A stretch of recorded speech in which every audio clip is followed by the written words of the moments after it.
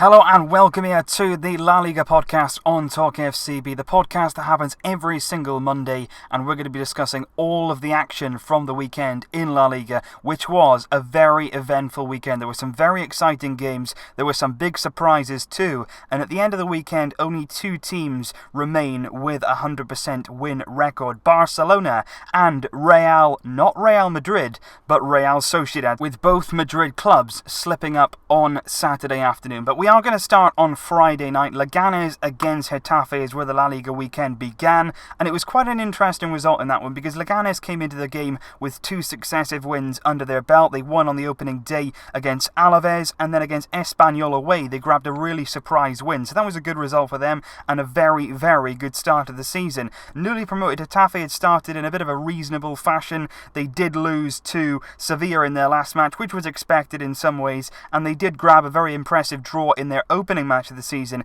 against Atletico away from home. So Getafe had started decently, Leganes had started very, very well, but in this game it really was all the home team. They were dominating possession, they were creating chances, but it was Getafe who took the lead in the 39th minute with a goal through Aram Barry. But then that was a really decisive moment because that was only a few minutes before the half-time whistle. So Getafe went into half-time with the lead. They didn't fully deserve that, I didn't feel, and Leganes would have felt very, very hard done by. They performed well in the first half, they kept a lot of possession, but in the second half they came out, they had a renewed spirit. They seem to have a very, very good spirit about their squad this season, much like last season when they survived the drop against the odds. They had a really tight knit in their squad, a good bond between them, and they're a very, very hard-working side. They did draw level in the 65th minute through Guerrero, but then came the very, very decisive moment, and with the moment that really changed the course of the match. Leganes could have gone on to win it. They had a penalty in the 72nd minute. Guerrero took it, the goal scorer. He could have added to his tally, but he missed the penalty,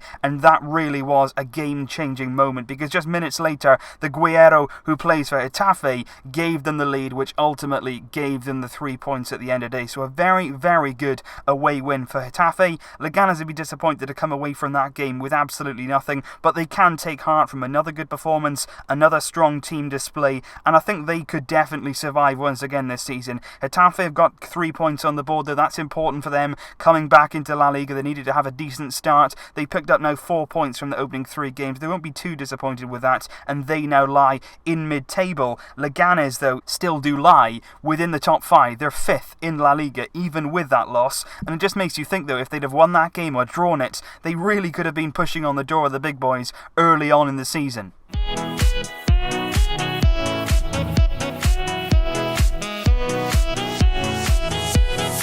So moving on to Saturday's action then, which really was a feast of football. If you're into your Spanish football, or even football in general, you would have really enjoyed Saturday's offering, which had Real Madrid in action, Atletico Madrid and Valencia, Sevilla also in action at home, followed up by the final game on Saturday, which was Barcelona against Espanyol in the Catalonian derby. But if we start with Real Madrid, which was a draw, of course, we all know that it finished as a 1-1 draw.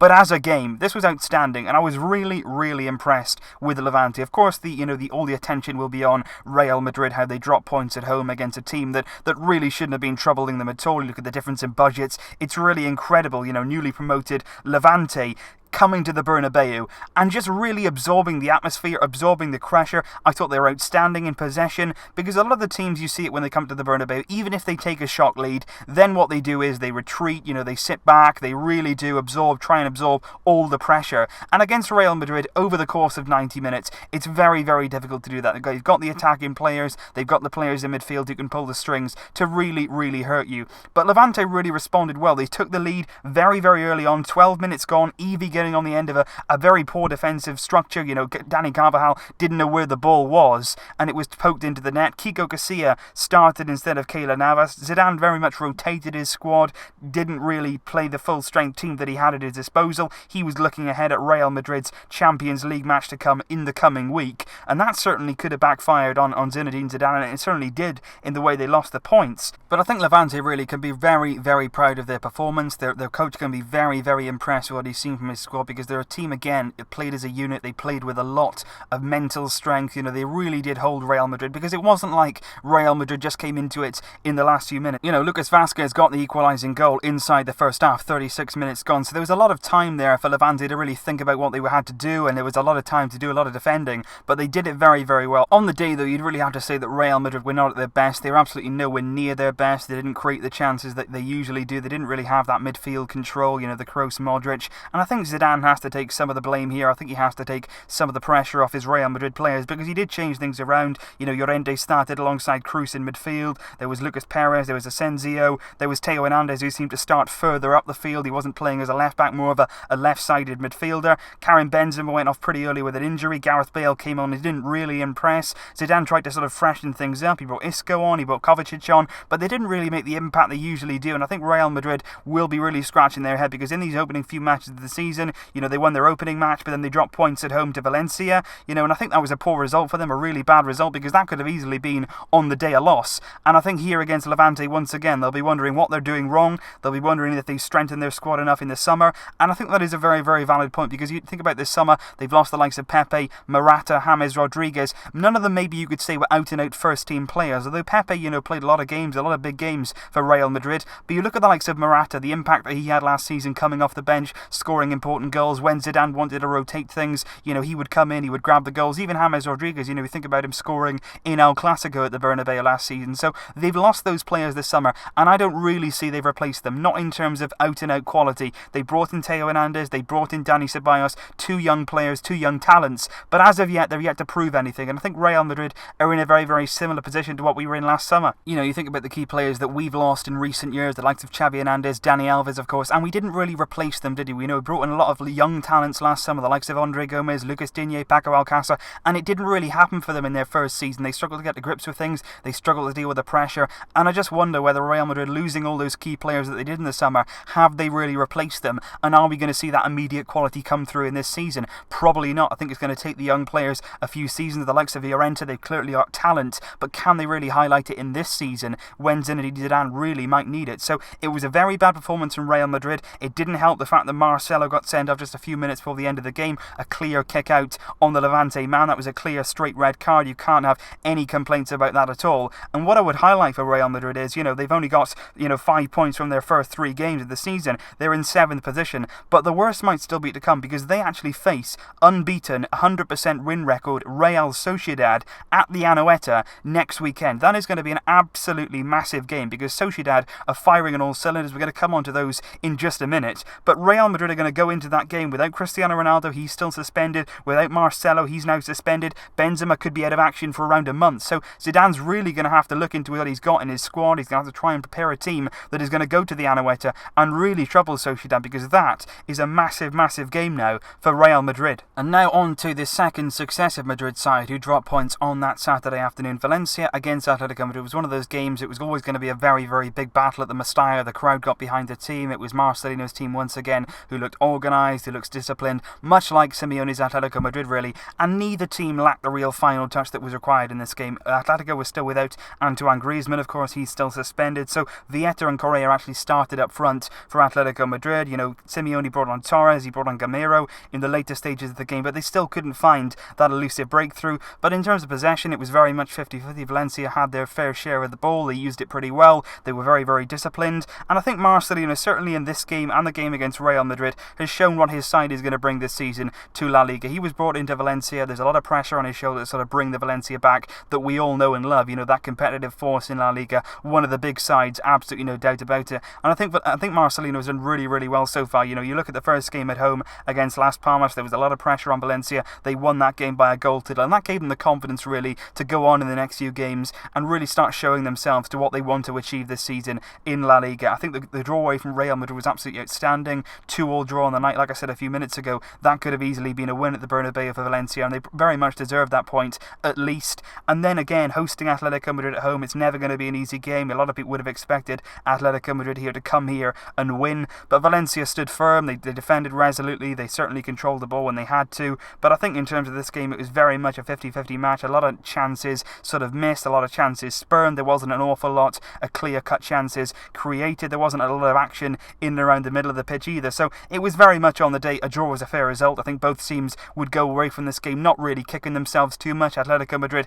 haven't started the season firing on all cylinders. That draw against Girona away from home still, troubling Simeone. They did win very, very well in their last game, though, of course. 5-1 against Las Palmas away from home, so that took the pressure off Simeone's Atletico a bit. But I think in this game they'll take a point. They'll go away from the game. They'll get Griezmann back. They should definitely improve in the weeks to come when they've had a bit more time to gel. Of course, they've still got that transfer ban hanging over their head, so they haven't really been able to strengthen as they would have liked to in the summer. But I think in January we'll certainly see some action from Atletico Madrid. In terms of Valencia, though, a very, very good start to them. They had two very, very difficult games against the Madrid clubs. They won their first game of the season against Las Palmas, so they're in 9th position right now. Valencia 5 points from 3 games. Atletico Madrid slightly above them just on that goal difference thanks to that win against Las Palmas. They're in 6th, 5 points from 3 games so far. But overall, not much to choose between these two teams, and a 0-0 at the end of the day could have been expected with the lack of chances that were created from both sides. So a draw, a fair result. Atletico Madrid dropping points once again this season.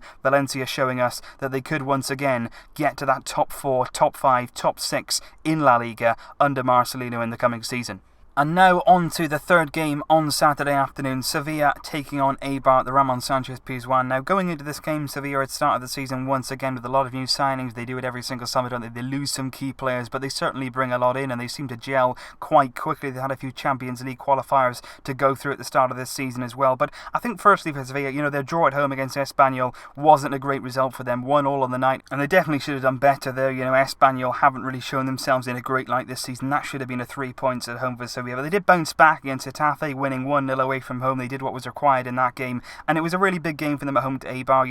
They need to sort of gel quickly. Like I say, they got a lot of new players coming in, and they certainly showed what they could do under Berizzo in this game. Eibar haven't started the season too well themselves. They got a very good win away at Malaga, 1-0 on the night, but they did lose in the Basque Derby at home to Athletic Club in their last game. So a win and a loss so far going into this game. But Sevilla in this game absolutely controlled it. 60% possession on the night for Berizzo's side. They played some good football. They had a lot of attempts on goal. They certainly created a lot of chances. It wasn't until the second half though that they really made their breakthrough. Ganso getting the goal, set it up by Nolito. Ben Yedder then got on the score sheet 15 minutes from the end of the game. I was assisted by Pablo Sarabia, and then in injury time Nolito got his goal for Sevilla. New signing, of course, Nolito coming in from Manchester City, returning to La Liga, and I think he could really play a part for Sevilla this season. He looks like a player that would certainly suit them, somebody who can play wide but can also tuck in, come inside and score goals, create goals. He's certainly looked like a key player in the opening few weeks for his new club Sevilla. But Sevilla are very much on track in La Liga this season. They currently lie in 3rd place with 7 points from their opening 3 games of the season. 5 goals scored and just the 1 goal conceded so far during this campaign for them. Unfortunately for Eibar, it doesn't look so good for them. They're down in 15th position, just 3 points in their opening 3 games. That lone win away from home at Malaga. They've scored just 1 goal this season so far and conceded 4 goals in the process. So certainly work to be done for Eibar. They're another club on a very, very small budget. So they haven't done an awful lot of business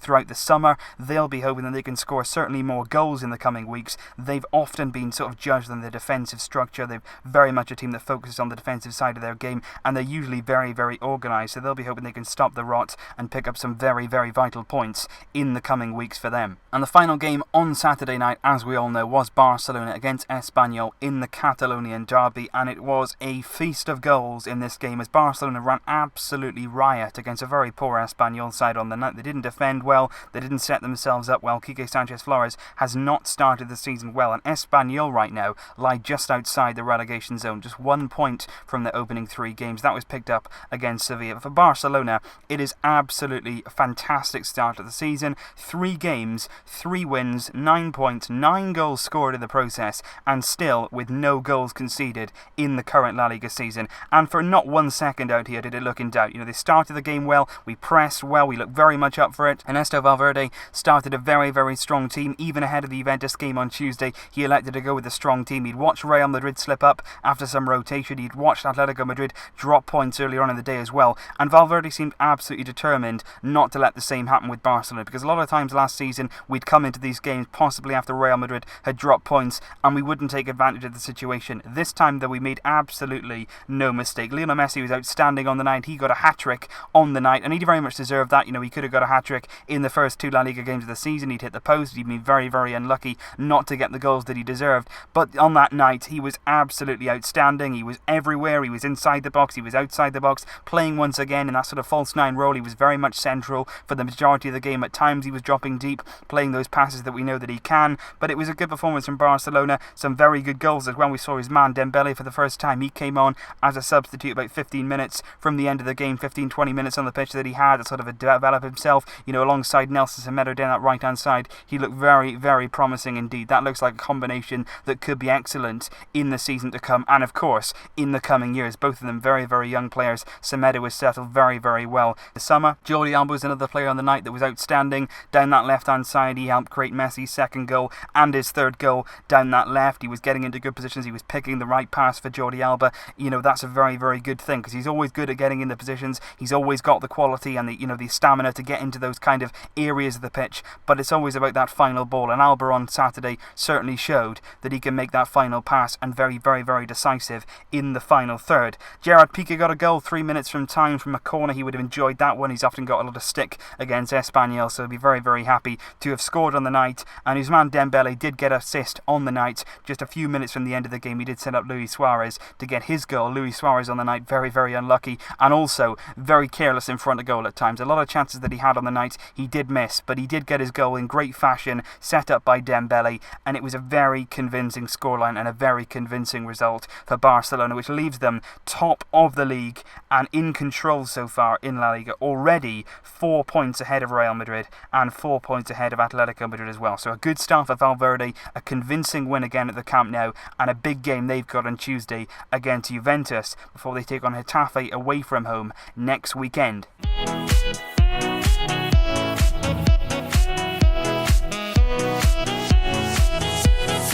And now if we move on to Sunday's matches, and in this one of the form teams of the season so far, Real Sociedad once again recorded a victory, kept up their 100% start to the season, this time at the Riazor against Deportivo La Coruña. 4-2 this one finished in a very, very entertaining game. Sociedad coming into it red hot on form. They were looking good, they were looking confident, but I think Deportivo this season as well, they've had a tough start. They've had to play Real Madrid, now Sociedad, but I think Deportivo this season looked more of a goal threat, and that's the best thing that you can say about them, because in recent seasons they've struggled for goals, they've struggled to get themselves in and amongst those in the league who are scoring the goals, and I think Deportivo this season have got a very good chance of comfortably staying up and securing a mid-table finish, which will be very, very good for them on their budgets. But Sociedad took the lead through Wanmi very, very early on. Real Sociedad came out the blocks very, very quickly in this one. Wanmi, with just 3 minutes gone, got them off the mark. He started the season well for Sociedad, and then Iriaramendi just a minute later, 4 minutes gone, Sociedad were already 2-0 up and flying. They were cut back though thanks to Adrian's first goal for Deportivo in the league. That was set up by Fabian Schär, another new signing for Deportivo La Coruña, and in the second half they actually drew level through Andone, who looks like he could be a very good player. He's been knocking on the door now for a few seasons. Last season he played well, and he looks like he's going to follow it up with another good season in La Liga. Andone scoring to make it 2-2, and that was where I think Sociedad really did signal their intent in the current season. I think in the previous few seasons, particularly not when they were under Eusebio, but when they were the likes of David Moyes, I think they would have stuck for 2-2. They would have been happy to take a point from an away stadium, but this Real Sociedad are relentless. They're very, very confident. They want to take all 3 points, and they believe they can beat anyone right now, and they really kept pushing for that winning goal. Diego Leante came off the bench, so did Carlos Vela in place of Adnan Januzaj. They were really pushing in that last 10 minutes to make the breakthrough and take all 3 points from this one, and that's exactly what they did. Diego Llorente coming on as a substitute and grabbing the very, very decisive goal just 7 minutes from the end of the game, and by then the game was won. Iriaramendi getting his second goal of the game, once again an assist from Xavi Prieto, the veteran. 4 minutes to go, Real Sociedad 4, Deportivo La Coruña 2, and like I say, a fantastic result for Sociedad. 3 games so far, 3 wins for Eusebio's side. Sociedad have been the highest scorers in the league so far with 10 goals. They have conceded 4 in the process. Deportivo though with just 1 point from their opening 3 games. They've conceded 9 goals, which is the highest goals conceded in the league. So they are scoring more goals this season, but they've got to watch it at the other end as well. They can't be conceding too many goals this season if they want to comfortably stay up and achieve that mid-table finish that they so desperately want. And then the second game of the day on that Sunday afternoon, Athletic Club took on Girona at the new San Mamés, and this is a really good atmosphere. 2 good teams, 2 very confident sides. Girona, of course, first time in La Liga. Very, very confident though. In the first few games of the season, particularly against Atletico Madrid, they really showed their courage, they really showed their desire, and they've started the season so well. For a newly promoted team, they've really come up and they've taken the bull by the horns. They drew 2-2 on the opening day to Atletico Madrid, 2-2 on the night that was, and then they beat Malaga at home, a really good result for them, their first 3 points in La Liga. But unfortunately, at the new San Mamés, Athletic Club just proved a bit too much for them on the night. Muniain getting the first goal midway through the first half. That was set up by Iñaki Williams. Good to see Muniain on the score sheet. He's had a few bad injuries over the past few years, and this could really be the season where he announces himself once again as that young talent breaking through. We all want him to live up to that, good reputation that he had when he was coming through as a youngster before he had those injuries. Hopefully now this season he can have an injury-free campaign and be a success at Athletic Club. So he could be a massive player for them. Of course, given their transfer policy, they can't always bring a lot of players in, so they've got to certainly stick with what they've got. And Muniain, on his day, he could be a very good player for them in the coming season. Adarice then in the second half made it 2-0, and that put the result beyond doubt on the night. Fantastic again to see Adarice on the score sheet. He's a player that, even as he gets older, cannot stop scoring. His second La Liga goal already this season, and it's going to be very interesting to see how many he finishes up with, because he can't play every game, he can't play all the minutes, but when he does play, he's always a goal threat, and even now is still a massively key player for Athletic Club. But it's been a good start of the season for them. 3 games, 7 points. Really should have been 9 points. You think back to that Getafe game at home, the one they drew. Getafe had a 10-man, disadvantage as well. They had a man sent off. So if Athletic could have won that game, they could have been one of the teams at the very top of the table with 9 out of 9 points. But still, a very solid start for them. 3 wins, just 3 goals scored so far for Athletic. But once again, that really sturdy defence, that good defensive structure has got them over the line. They've got 7 points, 0 goals conceded in the league so far. As for Girona, they didn't really show up in this game. They didn't really show us exactly what they can do. But already this season, we've seen what they can do. They can be a threat. They'll be a match for anybody on their day. 3 games so far for them, 4 points. They'll be very, very happy with that. They're lying in mid-table. If they were said, at the start of the season that Girona could finish in mid-table, they would have snapped your hand off for that. It's going to be interesting to see how they survive in the weeks to come, whether their confidence, with a few losses might be dented a little bit, whether they'll lose a bit of belief. But I think from what I've seen of them so far, they're a confident bunch. They're very, very tight-knit. They've got a good spirit amongst the players, and they've got a few decent players as well, though. You think of Stuani, who's got a few goals for them so far. They've got a lot of loanees coming in from Manchester City, so they've got some good players. They're a good team, and I think they're definitely going to stay up in the coming season, which would be a massive, massive achievement for the club like Girona. The third game on Sunday saw Celta Vigo take on Alaves at home, and one man who has really started the season well is new signing Maximiliano Gomez. He was brought in the summer from Uruguay, centre forward, pretty young as well, and he was brought in already this season now. He has 3 goals. He scored the decisive goal in that first half, 34 minutes gone, set up by Sisto, and that gave them the win on the day. Celta, they very much deserved it against Alaves, who didn't play particularly well on the night. Celta Vigo completely dominated the ball, now of course under the stewardship of Juan Carlos Nzue, former assistant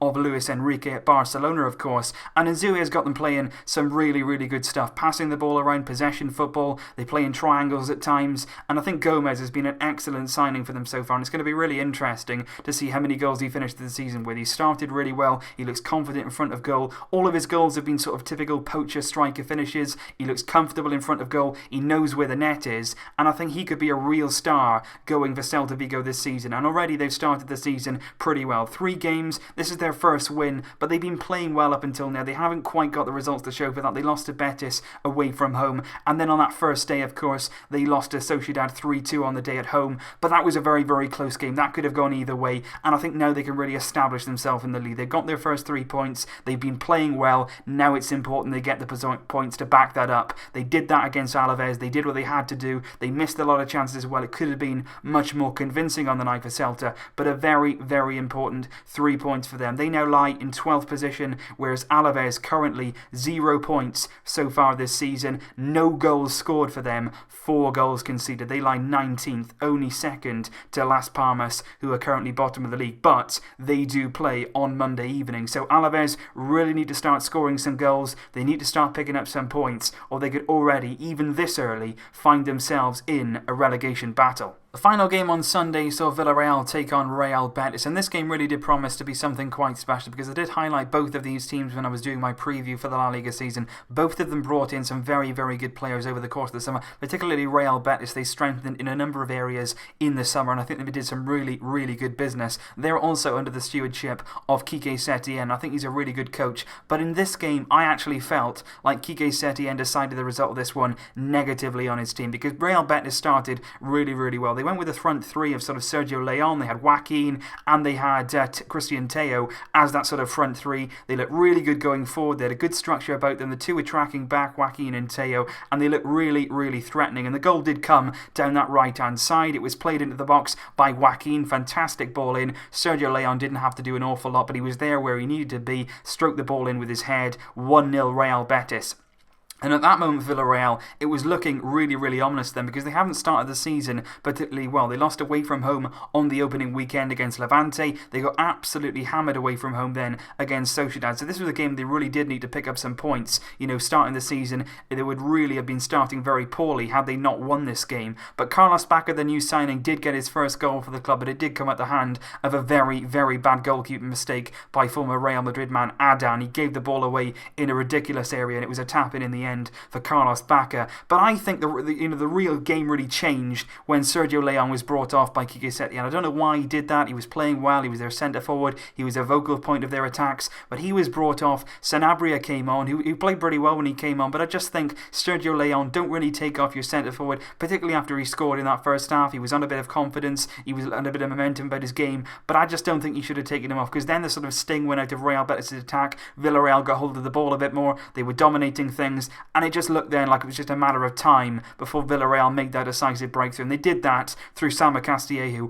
And what a goal it was from Castillejo. Picks it up on the right-hand side, and you can see what he's going to do. And I don't know why the defender really didn't follow in or make him go down the right-hand side, because Castillejo cuts in on his favoured left foot, picks out the top corner, opens his body up, and what a finish it is from outside the box. Fantastic goal from Castillejo. Unal, then, the new signing, came on for Bacca, and he got himself a goal to make it 3-1. That was a good finish, and it was a really good win in the end for Villarreal, because they hadn't started the season well. They were lacking in confidence a little bit, and this win will really help them out and give them their first points of the season. As far as Real Betis are concerned, though, they have only got 3 points so far this season, but they have had a very, very difficult start, a very difficult schedule coming into the start of the season. They played Barcelona at the Camp Nou, of course, lost that one. They had a very good win at home against Celta Vigo, and now they've had to travel to Villarreal, so it's not been an easy start for them. They have a lot easier games coming up in the coming weeks, but I think both of these teams can really look to better things this season. They're both mid-table right now, but they can definitely have higher ambitions. They've got good players, they made some very good summer signings,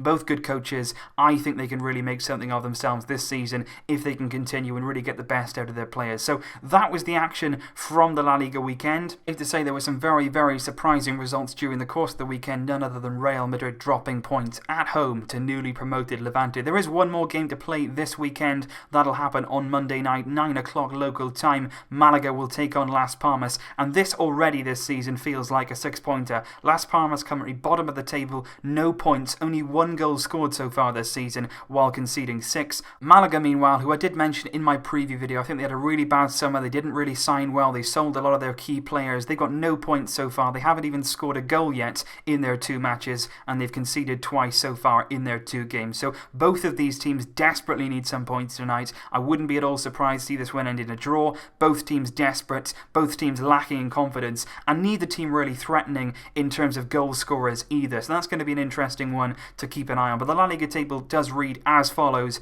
after the 3 matches so far. Barcelona top of the league on goal difference, 9 goals for them, 0 conceded like we mentioned earlier on. Sociedad, the only other team with a 100% record with 9 points. Sevilla and Athletic Club currently occupy the other 2 Champions League positions in 3rd and 4th. Leganes are the supplies package so far in the Europa League slot in 5th. Atletico Madrid in 6th. Real Madrid right the way down the table so far in 7th position, followed by Levante, Valencia, Getafe, Girona, Celta, Villarreal Villarreal, Betis all take up the mid-table positions. Eibar, Deportivo, Espanyol lurking dangerously to the relegation zone, and like we mentioned, Malaga, Alaves and Las Palmas all occupy the relegation places so far, and all of those teams have not started the season in the fashion they would have liked. So let me know your thoughts down below, guys. What do you think of what happened over the course of the weekend in La Liga? A very, very good weekend for Barcelona, as we know. Real Madrid surprisingly dropping points. Atletico Madrid stuttering again. Very good wins for Sevilla and Villarreal, and Real Sociedad continue their march in La Liga. Let me know your thoughts down below, guys. Let me know your thoughts on the general podcast. If you are new to this channel, it will be happening every single Monday to review the La Liga events, and I'll also, of course, be doing lots of my other videos, my previews, my reviews, my individual highlights, analysis. Of course, that'll all be still going on. I'll see you very, very soon for more videos. I've got my Barcelona against Juventus preview, which will be coming up for you guys this evening. So I'll see you then. Until then, though, as always, Vesca el Barça.